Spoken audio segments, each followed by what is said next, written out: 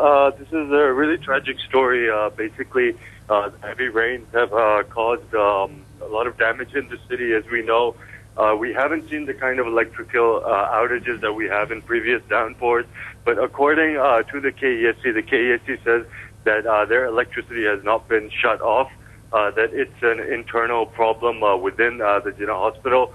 So as a result of this problem, the generator or just the power supply that was running these ventilators that was keeping these people alive, basically the life support, had shut down, and 4 people, as a result, have perished in that. Well, Shera, is there going to be an investigation into what exactly was the cause of their deaths? Then whose fault is it?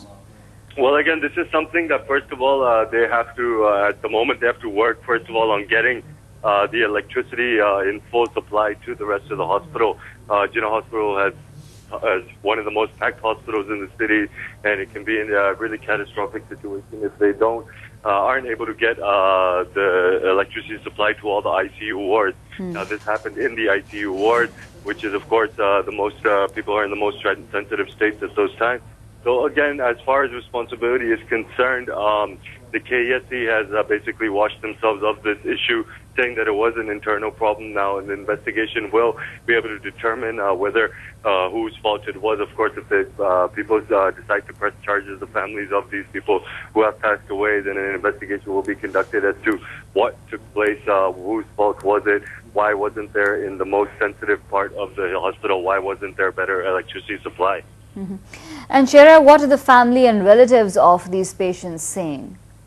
Well, at the moment, they haven't come forward to really say anything.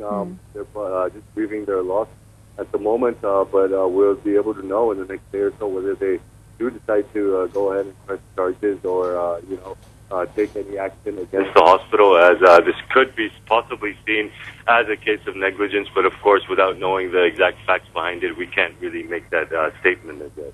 Well, Shera, has the family or any other doctors or nurses working in that ward come forward to make any statements? Was the electricity cut off only on their systems, or was it cut off in the entire wing or in the entire building, perhaps, of the hospital? Well, that's what they're trying to figure out right now. They haven't really been too forthcoming with information at the moment about exactly where in the hospital the electricity was cut off. What the cause was of this, and why, of all places, was the ICU suffering from electricity outage. Now, of course, what we've seen a lot of the time is people's electricity is going, but it's not because it's been shut off, but it's because there's so much water that has water damage that has taken place in so many different areas. So it's possible that there was water damage and possibly a short circuit, and as a result, they weren't able to get the electricity to the ICU. Thanks very much for those details, Shera Mirza, correspondent from Karachi.